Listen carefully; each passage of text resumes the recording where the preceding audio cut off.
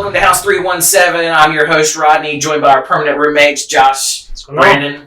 We're here to review episode 4, Falcon, Winter Soldier. What happened, guys? I have so many feelings on what just happened. This is my face. Yeah. That's fair. That's fair. I think most of mine was just kind of like, this is happening. Like, oh my gosh. I just want to say that, like, throughout the entire episode, I felt like my heart wanted to jump out of my chest for a vast majority of this episode. Oh, yeah. So let's go into it, right? Let's jump into it. Let's dive in. First scene, we're in Wakanda. Super emotional, so a little different from episode 1, right? Where we jump right into action. This is unpacking, deprogramming Bucky. What are we reading into that? Why are we looking at that? I mean, I love that scene and the acting that he pulled off in that. Just silence of just tears. Thinking about it, like, I kind of wish we would have gotten a little bit more like attempts to like cure him. Yeah, I can't imagine that was the only time they tried. No, I agree. I mean, it goes all into the theory of what I want for him, which is redemption for him, which we talked about. I don't know if we'll see that, knowing that we have 2 episodes left and coming off of WandaVision, seeing how all that played out. I think there's just seasons, there has to be. There has to be. Yeah. Because there's too much to unpack. But I think they're at least setting that up. Yeah. I mean, they're absolutely doing that. I think that they were absolutely trying to tell the audience this was a process. This is the relationship that they built. Mm-hmm. So he has very close ties to Wakanda. Yeah. And then later on in the episode, we kind of feel, I think you and I talked about this a little bit, where that was being torn apart a little bit, literally. There's a lot of tension. So much tension. I mean, I'm not, the little... Oh my God! I can't believe you reached across like that again. I can't even believe it. So the whole theme of the episode, so there's a lot going on, but one of the underlying themes I saw was the description of both Sam versus FOCAP, right? And the differences in the two. You see Sam making decisions that closely align with Steve Rogers and his mindset. And then you see FOCAP making decisions that are all just wrong. They feel wrong. I want to say that I think we're transitioning from the first few episodes of it being real Cap versus FOCAP and comparing them. And then it's starting to transition into, okay, now we're starting to think of Sam as potential Captain America and comparing them, right? So you're getting away from Steve a little bit, although, I mean, a ton of different discussions we could have about their different viewpoints in the war and self-sacrifice. Because it is different. We're in a completely different era. Carly hits at that in the scene at the cemetery where, she's kind of desecrating the shield. She wants to destroy it, right? But she talks about it's a new era. Yeah. You're absolutely right. I think there's a very interesting dynamic between the two. So FOCAP is very unsure of himself. Like, he's trying to figure things out. And I think because he's too emotionally involved, and you also get a little backstory from him and Battlestar when they're talking and discussing, does he take the serum? Does he not take the serum? And because I don't even think Battlestar knew at that moment. It was a habit. It was a hypothetical. Yeah, they're hypothetical.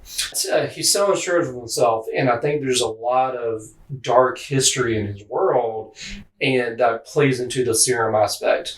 Now, then you go over to Sam, right? So he is very refined in his thinking. He's very to the point. Like, it didn't take him any time to make that decision when Zemo asked him. Just like, would you take it? He was like, no.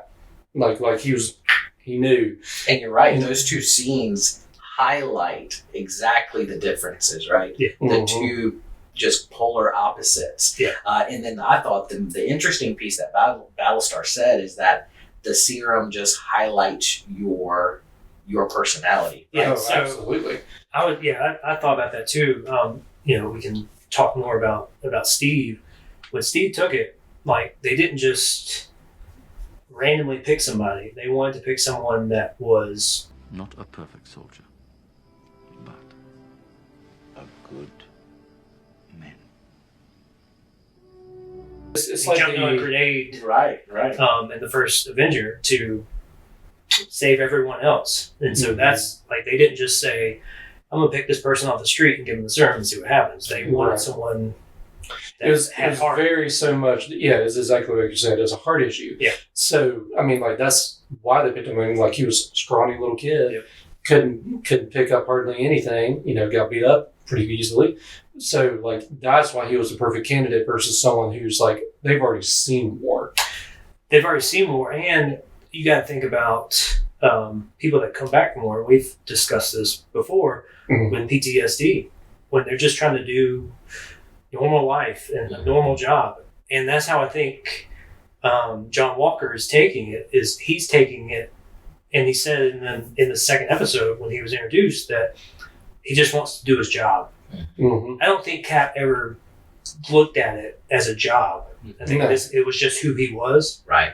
And so that's his mindset. FOCAP this is his job. He has to do what he has to do to get the job done. And that's why I think we're seeing him lose more and more control as each episode passes. Make no mistake, FOCAP's crazy, right? Which is crazy. You get a little bit of his backstory there and just how dark that is, which may be why he reacts the way he does when throughout the episode he's coming to realization that he is not enough. Like what he brings to the table is not enough. Like he continues to make bad decisions. He continues to be hyper aggressive, impulsive, doesn't have a lot of patience, and he starts to realize I'm not enough. And so fast forward a little bit to the scene where Sam is trying to talk Carly down, right? She's trying to have a conversation with her. FOCAP doesn't want to do that. He just wants to go in there, guns blazing, arrest her, get it over and done with. And so talk a little bit about Sam's idealism there, and it kind of aligning with what Carly is trying to say. No, I agree. It's an interesting viewpoint, and I think the reason he has such a successful conversation that even continues later into the episode, and why she's still kind of, you can see like there's like this little dangle of hope, like maybe he is on my side, maybe I can still talk with him. Right. I think she went about it the wrong way. It's just like you don't bring family in, man. This how we're gonna play this. This how we're gonna play this. Like, and the fact that he didn't even hesitate with the not going in alone again. He was just like, no, you're good coming with me. I want you on my side. So going back to that combo, it was very like it becomes super relatable because he's experienced a similar world. I mean, like he was blubbed, he's coming back, he's trying to figure things out. And then you can see where, of course, he even mentions to her, like, I'm having the same conversation with my sister right now. Why am I fighting this from this angle versus this one? And I think he's trying to help her realize, like, if you want to change the world, going through it through blood is not the way to do it. It's just like, because that's what makes you the supremacist, where like you're it doesn't matter how we get there, we just got to get there, versus doing exactly what he was doing, which was calming the situation down. Let's have a conversation about it. Let's really deep dive into why this means what it means to you. So I found that a very interesting viewpoint, and honestly, when I kind of try to relate to it, I like that side of the coin. Let's talk about that scene. Okay, so FOCAP comes in, right? He comes in, time to break up the party. I gave you 10 minutes, but not really. And so she starts to run. They lose her, and then Baron Zemo comes in. Straight. Yeah, so here's the thing. Going back to the previous episode where he comes in and he just kills the scientist right there. Again, I think that's where, again, he's an opportunist and he wants to end the idea of super soldiers, heroes. So to see him in that moment, like very quickly focus in on that's the serum, and just instantly going to destroy it. Yep. You see that's just the continuation of that. That's his mission. Yeah. He's going to get his done. Yeah, and it started in Civil War when he shot all the frozen super soldiers. Exactly. So it's just the continuation of that. Going into his exit. Straight Super Mario.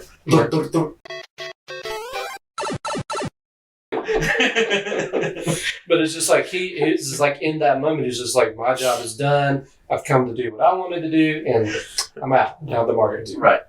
Down the Mario tube. That's so good. Sorry, I couldn't help it. That's good. That's good. So she's gone, or he's gone, right? So we don't see him in the episode again. We got to talk about the fight scene before that. Yes. How do we miss that? How do we miss that? So let's talk about it. The fact that they just straight up rolled in like, I'm done waiting. Hi, my name is John Walker. What? Nobody cares. Nobody cares. No. And look, like I remember telling you this earlier. I was just sitting there waiting. It's just like, he's going to touch her. He's going to touch her. He's going to touch that shoulder. She's going to straight up whoop this. And it happened. I like when she hits him in the back of his head. He hits the spear. Yeah. That was great. I saw something, discussing Bucky and Wakanda and his arm and them, just basically disabling it, disarming him. Okay. That was Wakanda and Bucky burning a bridge. Like, he basically went behind their back or disrespected them and broke that trust. And so they're breaking their trust with him. Yeah, that's great imagery. I mean, super great imagery. Because he looked not just like, wow, that just happened. He was very shocked. It was a weird scene. I thought that was a good. And then you brought up a good point that she calls him James after that. Not Bucky, not White Wolf, not Winter Soldier, or anything like that. Just James. So I think that's a great point, that it literally severed the relationship, much like it severed his arm. And so then we jump to that scene where that one vial is left, and Vocap's wrecking folks at this point. Even Sam was like, what's going on? No, he called him out. He was like, what did you do? Something's changed. He knew what happened. New haircut. Bigger muscles. Oh my gosh. Have you been to the gym recently? Yeah, right? So unpack that, because I hadn't realized at that point that he had taken the serum. Him and Battlestar are there. They're chasing everybody. Yeah. It's not until he kicks that dude in the stomach and he goes through a freaking wall that you realize, oh dear, what has happened? You start to see little things even before the kicks and stuff. He throws the shield. No, he has a tick. He's twitching a little bit. It just seems something's off. Yeah. Yeah, and then he obviously punches people through walls and stuff, so something's changed. And then we get to that moment where he loses his mind.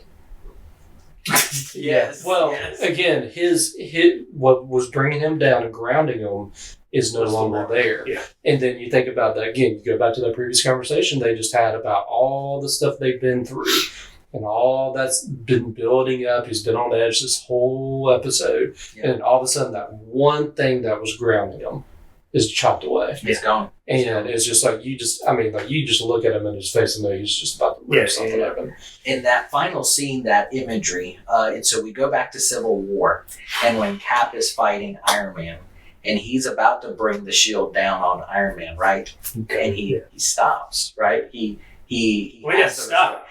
He doesn't kill him. Yeah. Right. He has restraint enough to know how far to go. Yeah. Versus Vocap has zero restraint at this point. No, he's fully emotional at this point. And what about when he raises the shield with that taint? So to me, it was showing that no longer is a symbol of righteousness or a symbol of doing the right thing. And then everyone videotaping him. Sam and Bucky walking in. Oof, Carla's face looks like she's white as a ghost. Yeah. It just got serious. It got very serious. Very serious. And I think she knew it was about to get serious when she punched Battlestar and killed him. Everyone stopped. Everyone stopped. And I think she knew she screwed up at that point. She took it too far. Yeah. Not that I don't think that the battle sequence wasn't intentional, meaning that they weren't trying to inflict harm on one another, but I don't think she meant to take it that far as to kill them. Right. And so I think that she realizes the gravity of the situation now.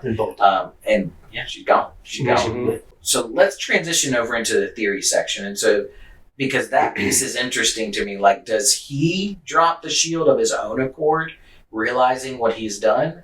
Or do we get a confrontation with Bucky and Sam trying to take the shield away? Oh, I think we're getting a confrontation. I don't want any like. I don't think screwed up guys. I guess I'm saying, like, he has no remorse. I don't on think his he's face the big. about that. I don't think he's the big bad, right? No, but you can have multiple.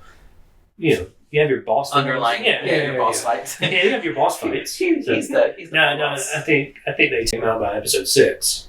Mm. We don't think it's immediate. No, like I've said before, this is a multiple series. Do you think that they're going to Multiple chase season him series, through episode 5? And but because again, episode 5 we know is going to be very emotional. Yeah, we've been told that we're supposed to cry during this one, and we've also been told that there's going to be a cameo in episode 5. So there's going to be a lot of. Nah. So we gotta say this isn't lucky yet. Looking at how Marvel handled WandaVision, and there was so much that we wanted, right? And of course, I was a main protagonist. Mephisto, whatever you call that elder god who created chaos magic, all that. Yes, Ultron. That was me. Dr. Doom as well, which again, I still say Doom is coming. Zemo mentioned that his country was invaded.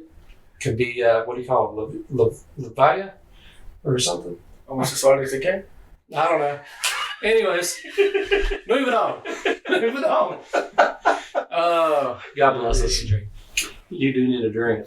All right, so going back, there's only so much that can actually happen in 2 episodes. I know there's a lot that we want to happen, but there's only so much. So looking at the theories now, I don't think that we're going to really see more of Isaiah. I think that was a good tease. We'll get enough of that. That'll be explored later, probably in some Young Avengers at some point. Right. I say we'll see a little bit more of that happen there. Yeah. I think we'll learn more about Sharon Carter. Do we buy into her being the power broker? I don't. I think it works for him. We know she does. I mean, Say what? I don't think she ever said she worked for him. does she? No. I think she does. I'll have to go look back. But either way, I mean, like, she's involved in some way. That would be. I'm sorry, you can't throw a curveball like that.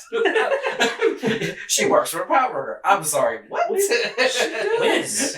Okay, so you don't think that you think she's working for him and versus being. Mhm. We don't know if it's him. Well, no, she says he. She says he. Okay. Mhm. Okay. And actually, there's a couple other characters that mentioned as Okay. well. So that's where I don't think it's her. Thunderbolt Ross. Yeah, Keep going. could be Thunderbolt Ross. We'll see. But no, I think she's playing a very specific role again to save her own hide. She's found her way into this world. Being pushed out of society, that kind of deal. So I don't think we'll see her get her redemption story where she gets to come back yet. I think that's going to be on hold. Yeah, it would be real interesting going from her being on the side of the government to being someone that's or more of a manipulative kind of figure. Yeah. But yeah, I think anything's possible. There's a lot that can I'm happen. really yearning still for something to tie our Hulk movie that is so lost in the past. It's the only movie that doesn't have. I think they wanted to say that way too. I know. Well, I mean, like, some of those early movies were a little rough there, but Just that one. yeah, Wait, that's not in our rewatch list, is it? It's got to be. yeah, we got to. I'm sorry. That's fine. Yeah, but no, that's where I would think an interesting cameo would be Bruce Banner. Yeah. I mean, like, who else knows about Super Soldier Serum than him? Yeah. I mean, so that would be interesting to see some Hulk smash at some point. So the Edward Norton version? You're killing me. Any other theories you guys have that may? Oh man, I just felt sick. Yeah. right? Yeah. Seeing that final, seeing the final absolutely. image of, shot from underneath focap and the blood and like this kind of crooked neck stare he had. Yeah, I just felt like he murdered in cold blood. There was There's savagery a to it. different, There was yeah. savagery to it. it was Yeah. brutality. Yeah. You know, Yeah, I mean, obviously they're fighting anyway, so it's not like it was just an innocent type person. But yeah, savage. right? That's That wasn't in the heat of battle or anything. That was a pure like, I don't care. lost control. Lost control. Yep. I'm going to kill you no matter what. Yeah. I mean, it was very much so kind of how Tony Stark was towards Bucky in Civil War, where he's just like, and he tells Cap, he's like, I don't care. He killed my mom. So like he was in that moment, like it's like you died today. Don't be talking about my mama!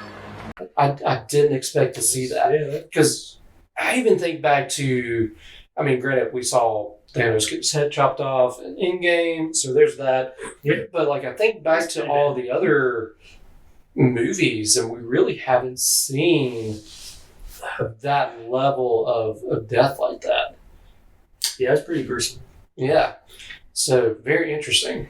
So pretty depressing note to leave off on. Yeah, right for next Yes. I'm super ready for next Oh, week. Super ready for next week. I don't know. If you guys like what you guys are seeing or what you're seeing based on what we're talking about, talking heads over here, if you want something to be discussed, leave it in the comment section, hit that notification button, Yep. and subscribe. Also, check previous videos if you haven't looked those up yet. Yeah. Yep. Yeah, we dropped those pretty quick. Yeah. I'm pretty pumped about it. Yeah.